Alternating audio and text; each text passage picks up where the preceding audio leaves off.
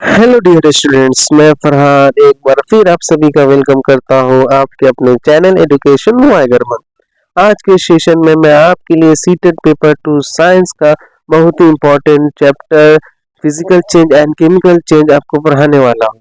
साथ ही साथ इस चैप्टर से आने वाले एग्जाम में पूछे गए प्रीवियस ईयर क्वेश्चन को भी मैं सॉल्व कराऊंगा।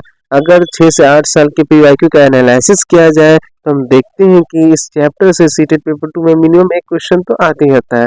अतः इस सेशन में अंत तक बने रहे हैं, क्योंकि ये सेशन आपके लिए बहुत ही महत्वपूर्ण होने वाला है, इंपॉर्टेंट होने वाला है।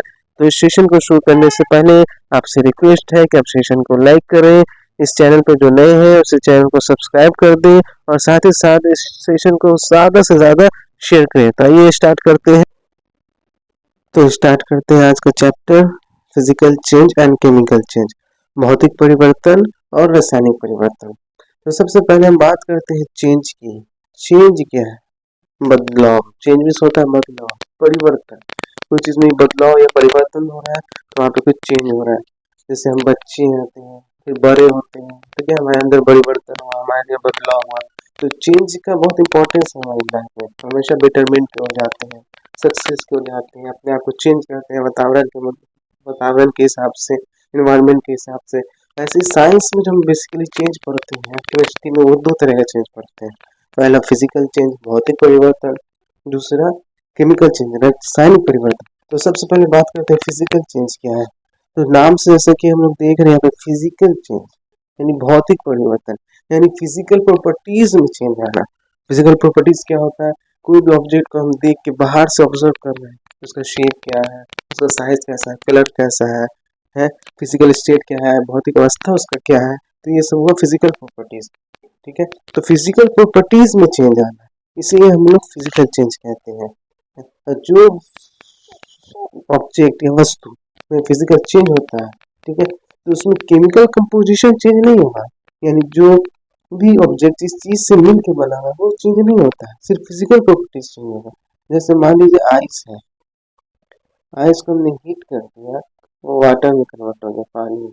अब फिर वाटर को वाटर में कन्वर्ट हो गया, ठीक है। तो यहाँ पे क्या हुआ, इसका स्टेट चेंज हो गया। आइस कैसा होता है? सॉलिड, वो बदल गया किस लिक्विड में, ठीक है, तो इसका स्टेट चेंज हो गया। लेकिन आइस का केमिकल कंपोजिशन क्या है? H2O। वाटर का भी क्या है? H2O। तो यहाँ पे केमिकल कंपोजिशन तो सेम है, लेकिन स्टेट चेंज हो गया, सॉलिड से लिक्विड में चेंज हो गया। तो ये क्या हुआ? फिजिकल चेंज हो गया। तो फिजिकल चेंज ये हुआ कि change in physical properties like shape, size, physical etcetera etcetera. Physical properties में चेंज होना, लेकिन केमिकल कंपोजिशन सेम रहेगा, उसमें कोई चेंजिंग नहीं है। तो क्या हो गया? फिजिकल चेंज हो गया, यानी भौतिक परिवर्तन हो गया। अब से कुछ इंपॉर्टेंट पॉइंट्स को देख लेते हैं। तो सबसे पहले बात करते हैं क्या है कि जनरली इट इज रिवर्सिबल होगा, उत्क्रमणीय होगा, यानी एक दूसरे में कन्वर्टिबल हो जाएगा। जैसे बर्फ को हीट किया तो वाटर हो गया, उसको फिर हम कूल करेंगे या फ्रीज में रखेंगे तो फिर वो बर्फ बन जाएगा। तो क्या आदान प्रदान, फिर से उसको रिवर्स कर सकते हैं। तो ये क्या रिवर्सिबल हो गया। जनरली समान तौर पर ये रिवर्सिबल होता है, उत्क्रमणीय होता है। मेन जो सबसे इंपॉर्टेंट पॉइंट है फिजिकल चेंज का है कि इसमें कोई भी नया सब्सटेंस का फॉर्मेशन नहीं होता है, कोई भी नया सब्सटेंस या पदार्थ नहीं बनता है। ठीक है, जैसे पेपर है, कोई पेपर को हम कट किया, ठीक है, दो भागों में फाड़ दिया, उसको कट कर दिया, ठीक है, तो उसका साइज भी चेंज हो गया, ठीक है। लेकिन पहले भी पेपर था, अभी भी पेपर है, कोई नया सब्सटेंस में तो कोई फॉर्मेशन नहीं होगा। तो क्या है? फिजिकल चेंज है, ठीक है। जैसे लकड़ी, ठीक है, लकड़ी को हम दो भाग में काट दिया, ठीक है, तो उसमें तो साइज में चेंज आ गया, बड़ा से छोटा हो गया, लेकिन पहले भी लकड़ी था, बाद में भी लकड़ी है। तो ये क्या है? फिजिकल चेंज है, ठीक है। अब नेक्स्ट पॉइंट देखते हैं। तो फिजिकल चेंज में मास कांस्टेंट होगा, मास वहाँ पे कैसा रहेगा? कांस्टेंट रहेगा, ठीक है, कैसा रहेगा? कांस्टेंट रहेगा, ठीक है। जैसे बड़ा सी लकड़ी ली हमने, इसे दो भाग में काट दिया, छोटी छोटी दो लकड़ी कट गई, 5 किलो की मानी ये लकड़ी थी, काटने के बाद भी तो 5 ही किलो का रहेगा, ऐसा नहीं कि चेंज हो जाएगा। तो मास क्या होता है उसमें? सेम रहता है, ठीक है। तो यहाँ पे तुमने बात की फिजिकल चेंज की, भौतिक परिवर्तन की। अब इसको कुछ एग्जाम्पल देखते हैं। तो सबसे पहला एग्जाम्पल है क्रिस्टलाइजेशन, इसको हिंदी में कहते हैं क्रिस्टलीकरण। क्रिस्टल का बनना, क्रिस्टल फॉर्मेशन होना, इसे हम क्रिस्टलाइजेशन कहते हैं, ठीक है। जैसे शुगर है, चीनी है, उसका एक पार्टिकल लीजिए, वो क्या है, चीनी का क्रिस्टल है। नमक है, उसका पार्टिकल हम ले लें तो क्या है, वो नमक का क्रिस्टल है। तो ऐसे ही जब हम कॉपर सल्फेट और पानी का एडिशन करते हैं तो क्रिस्टल का फॉर्मेशन हो जाता है, इसे क्रिस्टलाइजेशन कहते हैं। जिस फॉर्मूले में मैं आपको यहाँ पे डॉट देके पानी का जुड़ाव दिख गया तो समझिए कि क्रिस्टल फॉर्मेशन हो रहा है, और क्रिस्टल का फॉर्मेशन ही क्रिस्टलाइजेशन कहलाता है। और दूसरा एग्जांपल है तो शुगर, वाटर, चीनी में पानी में चीनी घोलना, ये क्या है, चेंज है। पानी में नमक घोलना, ये क्या है, फिजिकल चेंज हो गया। बॉइलिंग ऑफ वाटर, पानी को गर्म किया फिर उसको छोड़ देते हैं फिर ठंडा हो जाता है, फिर वो पानी ही है, ठीक है, फिजिकल चेंज है। वैसे मेल्टिंग ऑफ आइस है, आइस को पिघला दिया, पानी बन गया, फिर उसको फ्रीज में रख दिया, फिर बर्फ बन गया। ये सब क्या है, फिजिकल चेंज के एग्जाम्पल है। तो एग्जाम्पल को हम लोग को याद रखना है, एग्जाम में एग्जाम्पल पूछे जाते हैं, ऑप्शन देखिए कौन फिजिकल चेंज है या कौन केमिकल चेंज है। तो आइए नेक्स्ट देखते हैं। अब बात करते हैं केमिकल चेंज की, रासायनिक परिवर्तन की। तो फिजिकल चेंज हमने क्या देखा कि कोई भी नया सब्सटेंस का फॉर्मेशन नहीं हो रहा है, ठीक है। लेकिन यहाँ पे केमिकल चेंज वैसा चेंज होता है जिसमें एक या एक से ज्यादा नया सब्सटेंस का फॉर्मेशन हो जाए, नया सब्सटेंस बन जाए, उसे हम लोग केमिकल चेंज कहते हैं। इसे कुछ एग्जांपल से समझते हैं। दूध से दही का बनना, ठीक है, दूध से दही का बनना, दूध से जब दही बनना, पहले तो था ये दूध, अब नया चीज बन गया, दही, नया सब्सटेंस बन गया। तो ये क्या है, चेंज है, कैसा चेंज है, केमिकल चेंज है। अब पेपर है कोई, उसी को हम लोगों ने जला दिया, वो ऐश में कन्वर्ट हो गया, राख में कन्वर्ट हो गया, तो क्या नया सब्सटेंस बन गया।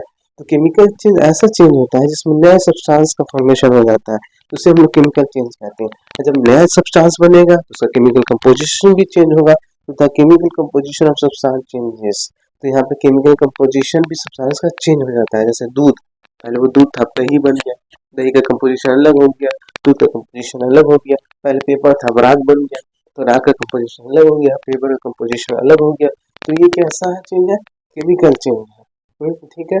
अब उधर हमने फिजिकल चेंज में क्या देखा था कि जनरली रिवर्सिबल होता है, उत्क्रमणीय होता है।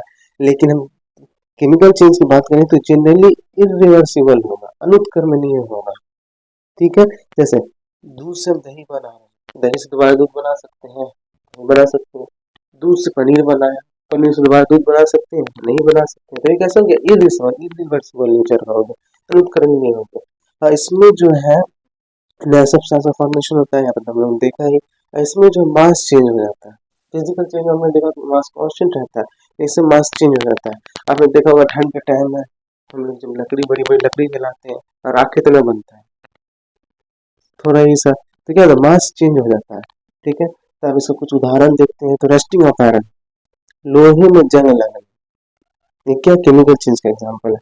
आपके घर में भी लोहे का गेट होगा, देखो उसमें जंग लग जाता है, ठीक है। अब जो जंग जो लग गया अपने आप तो ठीक होगा नहीं, या फिर अपने आप ऐसा हो जाए उसमें कुछ पेंट करना पड़ता है, ये करना पड़ता है, तो क्या है, केमिकल चेंज का एग्जाम्पल है। दूध से दही का दूध से बनना, दूध से दही का बनना, सॉरी, ये क्या है, formation of compound, chemical change का एग्जाम्पल हो गया। रैपनिंग ऑफ फ्रूट, फल का पकना, अब पके हुए फल को तो हम कच्चे कर नहीं सकते हैं, ठीक है, इरिवर्सिबल होता है, जनरली रोध कर्मणीय, ठीक है। Burning of magnesium ribbon, magnesium ribbon का जलना, ठीक है, ये इंपॉर्टेंट एग्जांपल है, याद रखना है। तो जब हम मैग्नीशियम को जलाते हैं, मेटल विद ऑक्साइड का फॉर्मेशन होता है, कुछ हीट निकलता है, कुछ लाइट भी निकलता है, क्योंकि डार्जिलिंग व्हाइट फ्लेम का होता है, इसे याद रखना है। कौन कलर का निकलता है लाइट, डार्जिलिंग व्हाइट फ्लेम का। अब वो मैग्नीशियम ऑक्साइड जो है, जो मैग्नीशियम का ऐश बनता है, वो पानी में सॉल्युबल होता है और हाइड्रोक्साइड का फॉर्मेशन करता है। तो मैंने आपको बताया था कि मेटल जो है, मेटल का ऑक्साइड या हाइड्रोक्साइड जो है बेसिक नेचर का होता है। कैसा होता है, बेसिक नेचर का, जो रेड लिटमस को ब्लू लिटमस में कन्वर्ट करता है, ठीक है। ये चीज हम लोगों ने पहले मेटल एंड नॉन मेटल में पढ़ चुके हैं। तो ये तो बात हो गई केमिकल चेंज की। आइए अब नेक्स्ट बढ़ते हैं, आगे देखते हैं। अब रस्टिंग ऑफ आयरन की बात करते हैं, लोहे में जंग लगना, ठीक है। तो आप लोगों ने देखा होगा पहले नया लोहा कैसा होता है, बाद जंग लग के कैसा कलर का हो जाता है। तो एक्चुअली होता क्या है कि लोहे जो है मॉइस्चर के कांटेक्ट में आ जाता है, मॉइस्चर में कांटेक्ट में जब वो आता है तो उसमें जंग लग जाता है। मॉइस्चर में क्या होता है, ऑक्सीजन और वाटर वेपर होता है, जिससे वो आयरन जो रिएक्ट करके ऑक्साइड का फॉर्मेशन कर देता है, जिससे जो जो डस्ट का फॉर्मेशन है, जंग लग जाता है। तो कैसा कलर का होता है, रेडिश ब्राउन कलर का होता है। आप लोगों ने देखा होगा रेडिश ब्राउन कलर का होता है, ठीक है। तो ये हो गया जंग लगना, ऑक्सीडेशन हो जाता है, जंग लग गया, ठीक है, ऑक्साइड का फॉर्मेशन कर देता है। अब इसका प्रॉपर्टी देख ले तो इसमें क्या होता है, वेट इंक्रीज हो जाता है। आपने देखा होगा कि जब लोहे में जंग लग जाती है तो उसका वजन भी बढ़ जाता है, ठीक है। और ये एग्जाम्पल होता है रिडॉक्स रिएक्शन का। कैसा रिएक्शन है ये, rusting of iron redox reaction है। रिडॉक्स रिएक्शन उस रिएक्शन को कहते हैं जिसमें ऑक्सीडेशन भी हो और रिडक्शन भी हो। ऑक्सीजन का जुड़ना ऑक्सीडेशन कहलाता है, हाइड्रोजन का जुड़ना रिडक्शन कहलाता है। तो यहाँ पे रिडॉक्स रिएक्शन का एग्जाम्पल हो गया। अब हम जंग से लगने से कैसे बचें, प्रिवेंशन कैसे करें, ठीक है। तो यहाँ पे मैंने बताया कि आयरन जो है वो मॉइस्चर के कांटेक्ट में आता है तो जंग लगता है। तो हम कुछ ऐसा करते हैं कि डायरेक्टली मॉइस्चर के कांटेक्ट में नहीं आए, तो हम क्या करते हैं कि आयरन के चारों तरफ जो जिंक का कोटिंग कर देते हैं, जिंक का जो है डिकम्पोजिटिंग कर देते हैं, कोटिंग कर देते हैं चारों तरफ, ठीक है। इससे क्या होता है डायरेक्टली ही जो है मॉइस्चर के कांटेक्ट में नहीं आता है, तो इससे क्या होता है जंग नहीं लग पाता है। और इस प्रोसेस को हम लोग कहते हैं गैल्वेनाइजेशन, ये शुद्ध लेपन कहते हैं। क्या हो गया ये, the process of depositing layer of zinc और आयरन, आयरन पे जस्ते का परत जमा करने की प्रक्रिया को हम लोग गैल्वेनाइजेशन कहते हैं, या शुद्ध लेपन कहते हैं, ठीक है। नेक्स्ट पॉइंट देखते हैं। तो rusting can be prevented by not allowing the iron to come in contact with moisture and air. The simpler method is to coat the iron with oil, grease or paint. ठीक है, ये हम बताओ, ये point ये कह रहा है कि लोहे को नमी और हवा के संपर्क में न आने देकर जंग लगने से रोका जा सकता है। ठीक है, मैंने बताया कि लोहे को जंग से रोकना है तो मॉइस्चर से कांटेक्ट में नहीं लाना है, तो इसके लिए हम लोग क्या करते हैं, तो लोहे पर तेल का यूज करते हैं, ग्रीस या पेंट करते हैं। देखा होगा कि हम लोग पुराने अलमारी वगैरह, गेट वगैरह पे हम लोग पेंट करते हैं, तो इससे कि हम लोग जंग से बचा सकते हैं लोहे को। ये तो कुछ प्रिवेंशन देखा। अब कुछ इंपॉर्टेंट पॉइंट देखते अब कुछ इंपॉर्टेंट नोट देखते हैं। तो सबसे पहला पॉइंट देखते हैं कि due to the formation of oxide layer on aluminium it does not coated. ठीक है, एल्युमिनियम मेटल क्या करता है कि अपने ऊपर ऑक्साइड का लेयर फॉर्मेशन कर देता है। क्या बना देता है, ऑक्साइड का लेयर बना देता है, जिसकी वजह से उसमें जंग नहीं लग पाता है। तो आपने देखा होगा कि घर में एल्युमिनियम का गेट वगैरह होगा तो उसमें जंग नहीं लगता है। क्यों नहीं लगता है, क्योंकि उसमें ऑक्साइड का लेयर अपने ऊपर बना लेता है, जिसकी वजह से उसमें जंग नहीं लगता है। ठीक है, दूसरा पॉइंट देखते हैं। तो क्रोजन और कॉपर, कलर ऑफ क्रोजन और कॉपर, ठीक है, जैसे लोहे में जंग लगता है वैसे और मेटल में भी लगता है। तो कॉपर में जो जंग लगता है वो ग्रीन कलर का होता है। ठीक है, लोहे में जो लगता है मैंने बताया रेडिश ब्राउन कलर का होता है, लेकिन कॉपर में जो लगता है उसका कलर कैसा होता है, ग्रीन कलर का होता है। इसका फॉर्मूला होता है CuCO3COH2। ये मैंने आपको रस्टिंग टॉपिक में पढ़ाया था मेटल एंड नॉन मेटल में। ठीक है, अब नेक्स्ट पॉइंट करते हैं स्टेट चेंज की, अवस्था चेंज करने की। सॉलिड को हम लिक्विड में कन्वर्ट कर सकते हैं, लिक्विड को हम गैस में कन्वर्ट कर सकते हैं। ठीक है, तो सबसे आसान एग्जाम्पल यहाँ पे लेते हैं हम लोग बर्फ का। ठीक है, बर्फ क्या है, ठोस है, सॉलिड है। तो जब हम बर्फ को हीट करेंगे तो क्या होगा, लिक्विड में कन्वर्ट हो जाएगा, और उसको हीट करेंगे तो वेपर में कन्वर्ट हो जाएगा, गैस बन जाएगा। ठीक है, और जब लिक्विड को हम ठंडा करते हैं, फ्रिज में रखते हैं, तो फिर वो बर्फ बन जाता है, सॉलिड में कन्वर्ट हो जाता है। गैस को हम कंडेंस करते हैं तो फिर वो लिक्विड में कन्वर्ट हो जाता है। तो ये स्टेट चेंज हुआ। अब इसके प्रोसेस को क्या कहते हैं, तो जब हम सॉलिड से लिक्विड में कन्वर्जन करते हैं, जैसे बर्फ को हम पिघला के लिक्विड में लाते हैं तो उसे हम लोग मेल्टिंग कहते हैं, गलना कहते हैं। नहीं, बर्फ पिघल गया, बर्फ गल गया, पानी बन गया। तो बर्फ से सॉलिड से लिक्विड बनना ये क्या कहलाता है, मेल्टिंग कहलाता है। लेकिन वही लिक्विड से अगर बर्फ बने तो उसे हम लोग फ्रीजिंग कहते हैं, यानी हिमांकता कहते हैं। जैसे पानी को फ्रीज में रखा, बर्फ बन गया, वो क्या हुआ, सॉलिडिफिकेशन हुआ या फ्रीजिंग क्या हुआ उसको। अब लिक्विड से डायरेक्ट गैस में हो कन्वर्ट हो गया, लिक्विड को बहुत ज्यादा ही हम कन्वर्ट कर दिया, भाप बन गया, तो वो क्या कहलाता है, इवेपोरेशन यानी वाष्पीकरण कहलाता है। ठीक है, लेकिन वैसे हम गैस को जब हम लिक्विड में कन्वर्ट कर दें, कंडेंस कर दें, तो क्या कहलाता है, संघनन। क्या कहलाता है, संघनन। ठीक है, तो कभी कभी ऐसा होता है कि सॉलिड से डायरेक्टली गैस में कन्वर्ट हो जाता है, उसे हम सब्लिमेशन कहते हैं। जैसे कैम्फर, कपूर, कपूर को जब आप गर्म कीजिएगा तो डायरेक्ट गैस में कन्वर्ट हो जाता है। ठीक है, तो उसे हम लोग सब्लिमेशन कहते हैं। और गैस जब सॉलिड में डायरेक्टली कन्वर्ट हो जाता है तो हम लोग डिपोजिशन यानी निक्षेपण कहते हैं। ठीक है, इसे ही याद रखना। आइए नेक्स्ट पॉइंट देखते हैं। हम नेक्स्ट पॉइंट देखते हैं, बहुत इंपॉर्टेंट पॉइंट है, इसे याद रखना है। बर्निंग ऑफ कैंडल यानी मोमबत्ती का जलना, ये जो है ना दोनों चेंज शो करता है, फिजिकल चेंज भी शो करता है, केमिकल चेंज भी शो करता है। तो आपने देखा होगा जब मोमबत्ती जलती है तो वैक्स जो पिघलता है, व्हाइट कलर का जो होता है वो पिघल पिघल के फिर वैक्स बनाता है। तो मेल्टिंग ऑफ वैक्स क्या होता है? फिजिकल चेंज होता है, ठीक है। लेकिन उसमें जो धागा जल रहा है, बर्निंग ऑफ थ्रेड, जल के काला हो जाता है, छोटा भी हो जाता है, देखा हो तो वो कैसा चेंज है? केमिकल चेंज है। तो बर्निंग ऑफ कैंडल कैसा चेंज है? दोनों चेंज शो करता है, फिजिकल भी केमिकल भी। वैक्स का जलना लेट होना एक फिजिकल चेंज है, और थ्रेड का जलना एक कैसा है? केमिकल चेंज है। हम लोगों ने सब्लिमेशन देखा था उधर, तो सब्लिमेशन क्या होता है? सॉलिड से डायरेक्टली गैस में कन्वर्ट हो जाना, ठीक है। अब से कुछ एग्जांपल देखते हैं तो जो शो करते हैं सब्लिमेशन, जैसे कैम्फर कपूर, अब गर्म की जगह गैस में कन्वर्ट हो जाएगा। दूसरा नेपथलीन, नेपथलीन आपने देखा होगा, नेपथलीन बॉल बेसिन वगैरह में भी रखते हैं हम लोग, गोल गोल कपड़े में भी रखते हैं, बहुत दिन बाद जब देखिए तो अपने आप में गायब हो जाता है। तो क्या है ये? नेपथलीन हो गया। अब एंथ्रासीन, ऐसे अमोनियम क्लोराइड है NH4Cl, ये सब क्या है? सब्लिमेशन शो करते हैं। ड्राई आयन, सॉलिड CO2, ये सब क्या है? सब्लिमेशन शो करते हैं। तो यहाँ तक हम लोगों ने कंटेंट को देखा, physical change and chemical change. आज यहाँ पे जाके हमारा कंटेंट खत्म हो गया। आइए अब कुछ PYQ सॉल्व करते हैं, देखते हैं इस चैप्टर से कैसे क्वेश्चंस पूछे जाते हैं।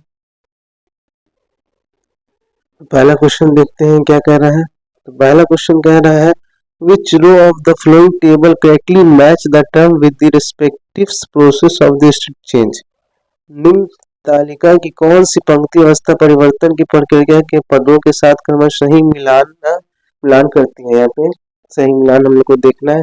चेंज ऑफ स्टेट, कौन सही अवस्था की परिवर्तन क्या है, ठीक है। तो ये मैंने पिछले स्लाइड में भी आपको बताई थी। तो गैस से जब लिक्विड होता है तो उसे हम लोग क्या कहते हैं? ये मैंने बताई थी, जब गैस से लिक्विड में कोई चीज कन्वर्ट होता है तो उसे कंडेंसेशन बोलते हैं, और लिक्विड से गैस में जब कन्वर्ट होता है तो उसे हम लोग इवेपोरेशन यानी वाष्पीकरण कहते हैं, ठीक है। तो यहाँ पे कंडेंसेशन होगा, तो कंडेंसेशन कौन कौन ऑप्शन में है? तो इसमें तो नहीं है, तो ये तो ऐसे ही खत्म हो गया, तो बचा पहला और दूसरा। अब नेक्स्ट देखते हैं लिक्विड से सॉलिड बनना, पानी से बर्फ बन जाए, क्या कहते हैं? उसको फ्रीजिंग सॉलिडिफिकेशन कहते हैं। तो यहाँ पे देखेंगे तो क्या है, इसमें तो मेल्टिंग है। पानी से सॉलिड बना तो मेल्टिंग तो हो ही नहीं सकता है, तो ऐसे ही गलत हो गया, तो सॉलिडिफिकेशन यहाँ पे हो गया, तो सही है। और सॉलिड से लिक्विड बनना है तो मेल्टिंग होता है, ठीक है। तो यहाँ पे सीधा सीधी समझ में आ रहा है, दूसरा ऑप्शन यहाँ पे करेक्ट हो गया। तो इस क्वेश्चन का आंसर क्या हो गया? सेकंड ऑप्शन हो गया, ठीक है। अब नेक्स्ट क्वेश्चन देखते हैं। नेक्स्ट क्वेश्चन क्या कह रहा है, कौन सा कथन सही है? करेक्ट स्टेटमेंट चूज करना है। तो पहला स्टेटमेंट क्या कह रहा है? Chemical change are usually irreversible, अनुत्क्रमणीय होता है रासायनिक परिवर्तन, ये बताना है यूजुअली। तो ये तो सही है, मैंने बताया था, जैसे दूध से दही का बनना, दूध से हम दही बना लेते हैं, दही से हम दोबारा दूध बना सकते हैं? नहीं। तो कैसा हो गया? इरिवर्सिबल होता है जनरली तौर पर। पहला स्टेटमेंट तो सही है। दूसरा statement, in physical change their is always change in state, भौतिक परिवर्तन में सदा अवस्था में परिवर्तन होता है? ऐसा तो नहीं है, तो जरूरी थोड़ी है खाली फिजिकल स्टेट चेंज हो, शेप भी चेंज हो सकता है, कलर भी चेंज हो सकता है ना, साइज भी चेंज हो सकता है, ठीक है। तो ये ऑप्शन तो गलत लग रहा है, तो इसमें ये पहला ऑप्शन ही सही है, A is true, B is false. इस क्वेश्चन का ये आंसर सही होगा। अपने इस क्वेश्चन देखते हैं। तो तीसरा क्वेश्चन जो है असर्शन रीजन का है, इसमें दो स्टेटमेंट दिए होते हैं, दोनों पहचानना होता है कौन सही है कौन नहीं सही है, और दोनों एक दूसरे का व्याख्या कर रहा है, रीजन करेक्ट एक्सप्लेनेशन है कि नहीं है। तो इस टाइप के क्वेश्चन होते हैं, तो आइए देखते हैं। तो पहला कह रहा है कि burning of piece of paper is produce as an example of chemical change. Paper को जब हम लोग जलाते हैं तो राख बनता है, तो केमिकल चेंज का एग्जांपल है, तो सही बात है। जब हम पेपर को हम लोग ने जलाया तो राख बन गया, तो एक नया सब्सटेंस बन गया, तो ये कैसा है? केमिकल चेंज है, ये तो सही है। दूसरा देखते हैं, कागज के टुकड़े को जलना अनुक्रमी परिवर्तन है यानी इरिवर्सिबल है, सही बात है। कागज को जलाया तो राख बना, तो राख को से फिर हम कागज थोड़ी बना सकते हैं, तो ये कैसा हो गया? इरिवर्सिबल हो गया। और दोनों एक दूसरे का करेक्ट एक्सप्लेनेशन भी है, तो both A and R is true and R is correct explanation of A. यहाँ पे पहला आंसर सही हो गया। अब नेक्स्ट क्वेश्चन देखते हैं, ठीक है। ये क्वेश्चन क्या है, कौन सा रासायनिक परिवर्तन है? देखिए केमिकल चेंज को पहचानना है, ठीक है। सबसे पहला चांदी के कप का बदरंग होना, टार्निशिंग ऑफ सिल्वर कप। यहाँ क्या होता है कि सिल्वर जो है हाइड्रोजन सल्फाइड के कांटेक्ट में आके सिल्वर सल्फाइड बना लेता है और हाइड्रोजन गैस बनाता है। और सिल्वर सल्फाइड जो ब्लैक कलर का होता है, ब्लैक कलर का परत लग जाता है। तो क्या है यहाँ पे नया कंपाउंड का फॉर्मेशन हो गया, नया सब्सटेंस बन गया। तो कैसे चेंज हो गया, केमिकल चेंज हो गया। तो ये तो यहाँ पे हो सकता है, ठीक है। अब सब्लिमेशन ऑफ नैथलीन बॉल की बात करें तो ये तो डायरेक्ट सॉलिड से गैस में कन्वर्ट हो जाता है, ये तो फिजिकल चेंज हो गया, ये तो होगा नहीं। इलेक्ट्रोलाइसिस ऑफ वाटर की बात करें तो जब पानी का हम इलेक्ट्रोलाइसिस करते हैं तो हाइड्रोजन ऑक्सीजन गैस मिल जाती है, यहाँ पे नया सब्सटेंस का फॉर्मेशन हो रहा है। तो ये ऑप्शन भी सही हो दिख रहा है। सी कंडेंसेशन ऑफ स्टीम पर भाप का समय फिजिकल चेंज है। ड्राइंग ऑफ वायर एल्यूमिनियम के तार का आरोखण पहले भी तार है, ठीक है। तो ये तो फिजिकल चेंज हो गया। तो यहाँ पे दोनों ए और सी सही है, तो यहाँ पे सी ऑप्शन इसका करेक्ट हो जाएगा। नेक्स्ट क्वेश्चन देखते हैं। आज के आज के सेशन का आखिरी क्वेश्चन देखते हैं। वही केमिकल चेंज को पहचानना है, ठीक है। पहला ऑप्शन दूध में चीनी मिलाना है, फिजिकल चेंज हो गया। दूध से दही जमाना है तो केमिकल चेंज है, ठीक है, ये तो पढ़ा था। पनीर दूध से पनीर बनाना ये केमिकल चेंज है, दूध से हम पनीर बना सकते हैं, नया सब्सटेंस का फॉर्मेशन हुआ। दही से लस्सी बनाना ये तो फिजिकल चेंज है। तो यहाँ पे बी और सी सही हो गया, तो बी ऑप्शन यहाँ पे करेक्ट हो गया। तो इसी के साथ आज का सेशन यहीं पे ख़त्म करते हैं। उम्मीद करता हूँ आपको आज का ये सेशन बहुत पसंद आया होगा। ये जो मैंने कंटेंट पढ़ाया है, ठीक है, सिलेबस के अकॉर्डिंगली पढ़ाया है, कुछ भी वैक्यू भी सॉल्व करा दिया जिससे आपको अंदाजा हो गया और किस टाइप के क्वेश्चन आते हैं। जनरली इस चैप्टर से ऐसे इस टाइप के क्वेश्चन आते हैं, कौन केमिकल चेंजेस शो कर रहा है, कौन फिजिकल चेंज शो कर रहा है। बहुत इंपॉर्टेंट टॉपिक है, आसान टॉपिक है, 10-15 मिनट का टॉपिक है, एक नंबर देके चला जाता है। तो इसे अच्छे से पढ़ें और ज़्यादा से ज़्यादा पीवाईक्यू सॉल्व करें, जिससे आपको आइडिया होगा कि मेरा कंटेंट जो मैं आपको दे रहा हूँ कितना इंपॉर्टेंट है। सॉल्व करें और प्रैक्टिस करते रहें। Best of luck, thanks for watching.